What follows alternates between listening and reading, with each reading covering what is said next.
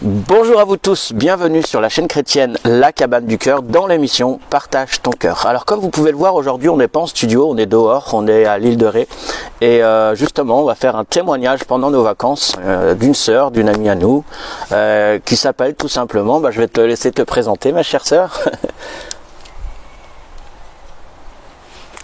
Bonjour à toutes et à tous, moi c'est Viviane, voilà, je viens de région parisienne, Montrouge, dans le 92 plus exactement, et j'ai 48 ans et je suis contente de témoigner pour la gloire de Dieu ce qui m'est arrivé avant ma rencontre avec le Seigneur. D'accord, très bien. Ok, alors Viviane, bienvenue à toi, bien sûr. Et puis alors aujourd'hui tu vas nous témoigner de pas mal de choses, je pense. Alors on a 20-30 minutes maximum. Et alors justement, Viviane, tu viens de te présenter. J'aimerais te demander comment justement as-tu rencontré le Seigneur Jésus-Christ, ou comme j'aime à le dire, comment Jésus est venu te rencontrer toi, et dans quelle situation, dans quel état tu étais quand Jésus est venu te chercher? Alors moi j'avais 37 ans à l'époque quand j'ai accepté le Seigneur. Bien avant, dans ma petite enfance, moi je n'ai pas eu d'éducation religieuse. Ma mère était catholique, je suis originaire des Antilles, la Guadeloupe. Donc mon père était athée et donc on n'allait pas à l'église, on n'avait pas de catéchisme, on allait peut-être une ou deux fois accompagner ma mère pour qu'elle écoute les chants, mais on n'a pas eu de base, on n'a pas eu d'enseignement. Donc voilà, j'ai grandi sans Dieu, et ensuite j'ai fait ma vie de jeune adulte, on va dire, sans Dieu. Je me disais athée, donc je travaillais, j'avais une vie stable professionnellement, j'avais des copains, des copines, je sortais dans Paris, mais intérieurement, bien après, j'avais un vide intérieur.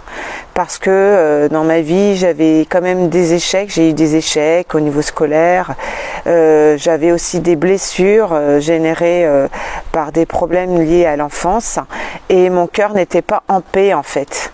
Donc voilà, bien après, au travail, le Seigneur a permis une rencontre, mais il faut que je vous dise avant, j'ai essayé de chercher par moi-même pour combler ce vide. Donc j'ai dit je n'arrive pas à me marier, c'est bizarre quand même. Donc j'ai dit tiens, je vais aller voir les voyants et les personnes qui tirent les cartes. Donc j'ai été voir pas mal de personnes qui faisaient cela. Et je m'enfonçais de plus en plus sans m'apercevoir que j'étais dans les ténèbres, j'étais dans le noir complet. Et de fil en aiguille, mon état moral se détériorait en fait. Moralement, j'étais pas bien, j'étais vraiment pas bien en fait. Et sans le savoir, j'avais ouvert des mauvaises portes en fait dans ma vie. Et voilà. Alors quand tu dis mauvaise porte, tu veux dire quoi par là? En fait, il faut savoir que quand vous allez voir ce genre de personnes, les voyants, les médiums, spirituellement, il se passe quelque chose. On invoque des mauvais esprits en fait. Donc c'est pas du bon, c'est que du négatif.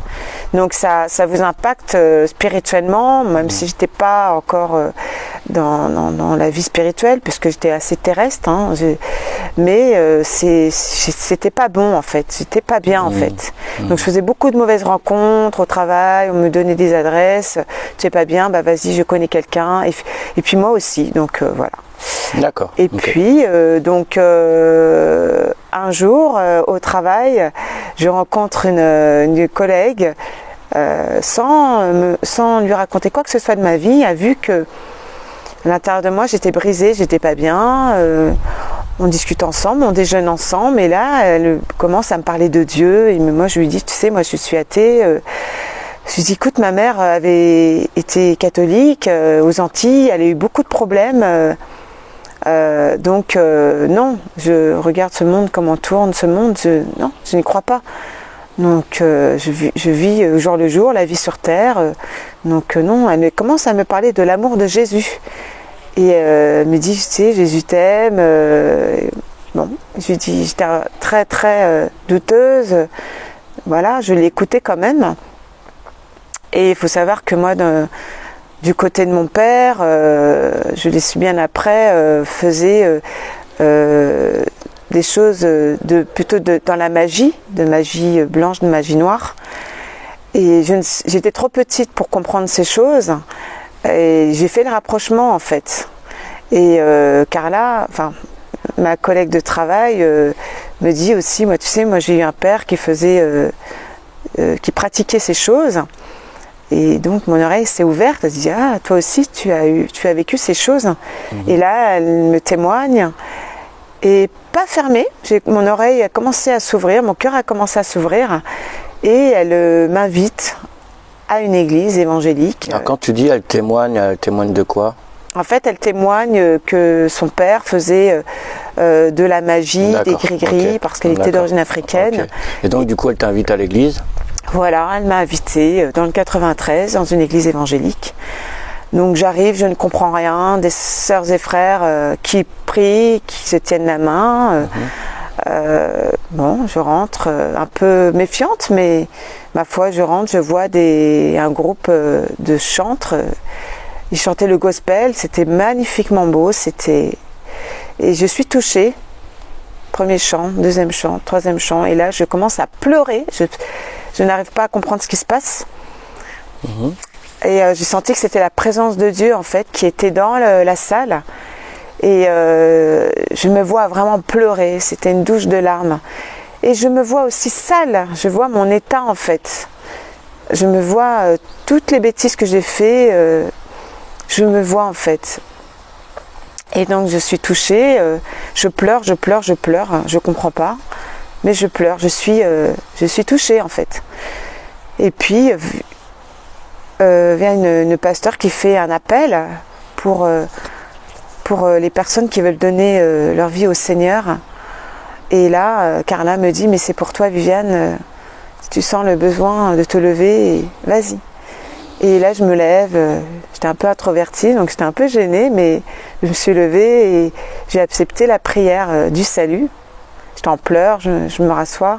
Et là, de dimanche en dimanche, je vais à l'église le dimanche matin. Et un dimanche, quand le pasteur a prié au nom de Jésus sur ma tête, et là, j'ai compris que le Seigneur Jésus-Christ était la réponse à ma vie. Très bien. Alors justement, explique-nous, c'est ça qui m'intéresse en tout cas moi et puis les téléspectateurs, c'est quel est le déclic qui a fait que tu as eu, comme on appelle ça dans le jargon, on va dire le patois de Canaan, le jargon chrétien. Et justement, alors c'était quoi ce déclic? Qu'est-ce qui a fait que tu as eu une révélation de Jésus-Christ? Pas ton ami ou le pasteur, mais entre toi et Dieu. Qu'est-ce qui a fait, quel était tout simplement, j'aimerais dire, le déclic qui a tout transformé dans ta vie, où tu as vraiment, réellement rencontré le Seigneur personnellement entre toi et lui? C'est quand, s'il te plaît? Bah déjà, quand la présence du Saint-Esprit était dans la salle, cette matinée où j'ai beaucoup pleuré, j'ai vraiment senti la présence de Dieu. Donc ça m'a touchée, hein. C'était sans savoir, c'était la présence du Saint-Esprit qui touchait mon cœur et qui me faisait comprendre que Viviane, tu es pécheur, tu as fait des bêtises. Donc là, j'étais dans la sainteté de Dieu, donc déjà ça. Et puis quand pasteur a parlé du verset qui dit dans Jean 3,16, car Dieu a tant aimé le monde qu'il a donné son Fils unique, afin que quiconque croit en lui ne périsse point et ait la vie éternelle. Et là, j'ai compris que le Seigneur Jésus avait donné sa vie pour moi et avait mis tous ses péchés à la croix, et que moi, par son sang, j'étais justifiée, lavée de tout péché. C'est ça qui m'a vraiment percuté en fait. D'accord, donc c'était plus par rapport à un verset en fait. Oui. C'est bien ça, ok. Oui. Ok, très bien. Voilà. Alors, je rappelle aux téléspectateurs que nous sommes bien sur la chaîne chrétienne La Cabane du Cœur. Alors, La Cabane du Cœur en vacances. Hein. Donc là, comme vous pouvez le voir, le décor derrière nous, le jardin, tout ça. Donc, alors, je rappelle tout simplement que Viviane est une sœur en Christ qui a découvert le Seigneur, ça fait à peu près une dizaine d'années, je crois. Oui. Et si vous avez aussi à cœur de venir partager votre témoignage, contactez-nous, cela est possible. Alors, je vais poser encore des questions à notre sœur Viviane. Alors, après cette rencontre que tu as faite, là je parle avec Jésus, pas avec des hommes ou des femmes ou des amis, mais vraiment avec le Seigneur, qu'est-ce qui a changé dans ta vie finalement par rapport à avant? Déjà, mon cœur a changé. Je n'ai plus le cœur rempli de colère, rempli de haine, rempli de vide. Le Seigneur, par son Saint-Esprit, a changé mon cœur. On dit dans la Bible, Dieu change le cœur de pierre en cœur de chair. Donc le cœur endurci par les épreuves, les diverses choses que j'avais faites ou qu'on m'avait faites et a été enlevé. Et donc mon cœur a changé, mon état spirituel a changé, ma façon de voir le monde n'est plus pareille. Je suis moins égoïste, plus tournée vers les autres parce que Jésus est amour. Il ne nous dit pas de regarder toujours à soi-même, mais de regarder vers l'autre, car il a donné sa vie pour les autres. Donc moi, je suis maintenant enfant de Dieu, et ma vie est à Dieu. Donc je dois vraiment faire son œuvre, en fait. Donc je suis un témoin de Christ, en fait. Alors quand tu dis son œuvre, qu'est-ce que tu veux dire par là? Je dois faire son œuvre. Aimer Dieu de tout son cœur, son âme, son esprit, mais aussi aimer les autres. C'est un des deuxièmes commandements. Hein. C'est aimer les autres et servir.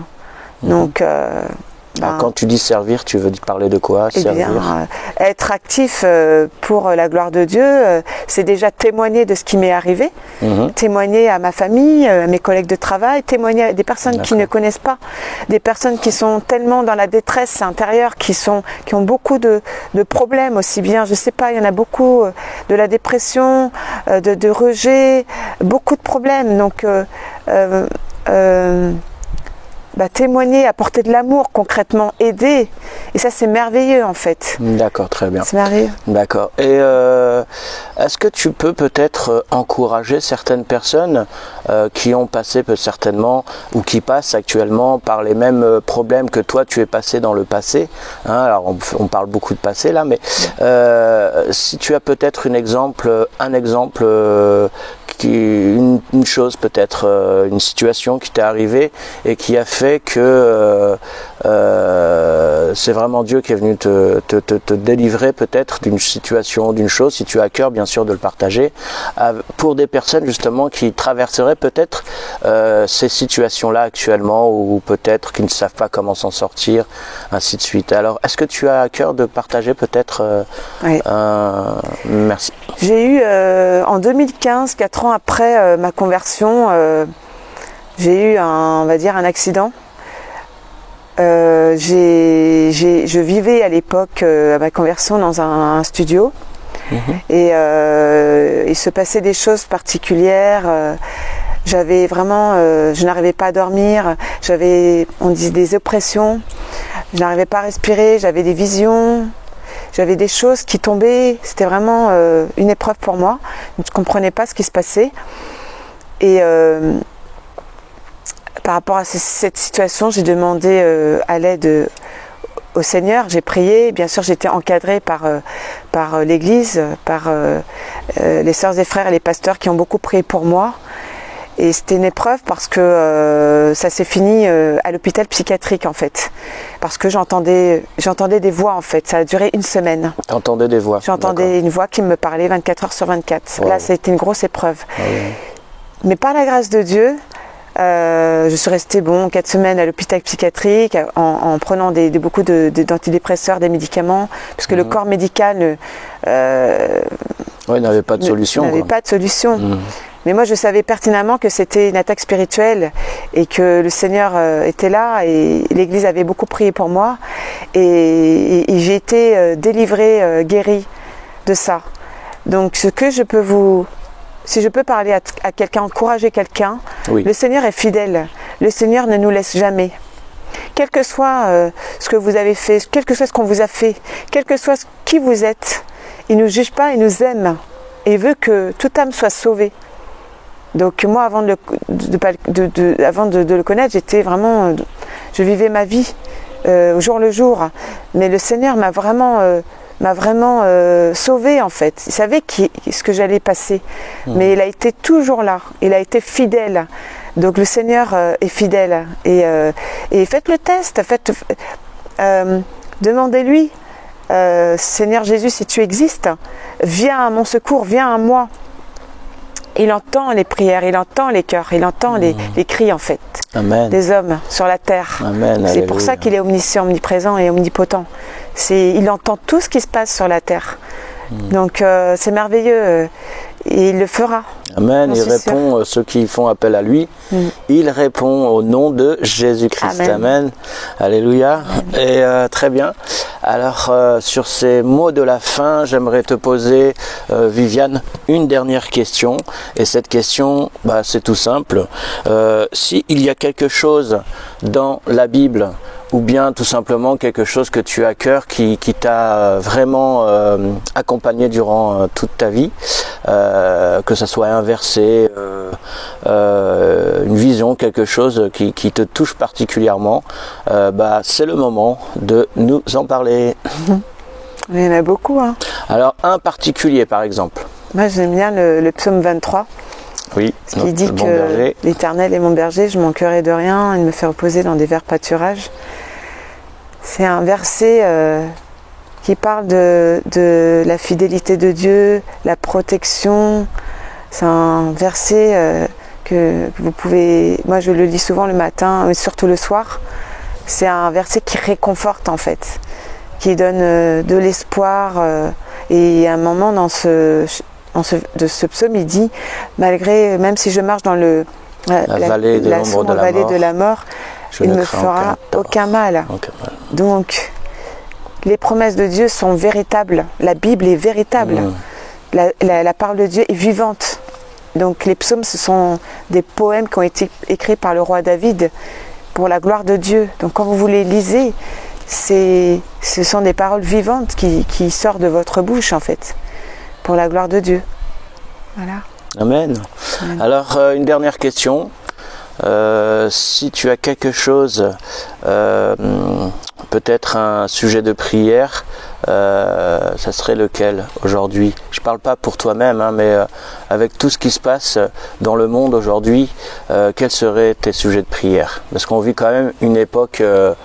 on vit tout de même une époque impressionnante dans le sens où ça part dans tous les sens, les guerres, la famine, le manque, il y a tellement le Covid, les maladies, oh là là.